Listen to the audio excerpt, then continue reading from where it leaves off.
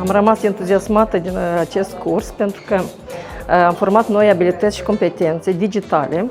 pentru a valorifica și a promova acțiunile în teritoriu, adică la noi, în activitățile grupului de sprijin reciproc. Aceste cursuri sunt foarte binevenite, îndeosebi pentru mine, pentru că pentru prima dată am creat videouri scurte pe dispozitivul de telefon. Și pentru mine este o descoperire și un avantaj, pentru că în continuare voi avea onoarea să instruiesc și eu pe altcineva. E foarte binevenit acest curs pentru că noi, oamenii simpli,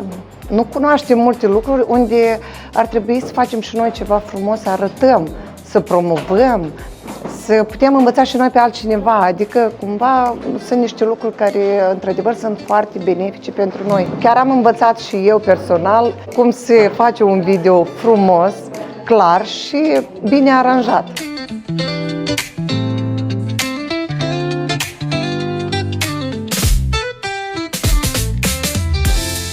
Deci noi lucrând cu parteneri locali, cu organizații care în general fac proiecte pentru persoane în etate și cu persoane în etate, ne bucurăm de succesele lor în comunitate, ne bucurăm de faptul că implică și oamenii în proces decizional și dezvoltă servicii, inclusiv voluntariat, dar noi trăim în perioada în care este necesar să vorbim cât mai mult despre aceste rezultate și vrem ca ei să aibă aceste abilități ca să poată comunica despre ceea ce fac în comunitate, ca să fie cunoscuți și ca atunci când văd o imagine, oamenii să cunoască că asta face organizația noastră locală sau grupul de sprijin reciproc.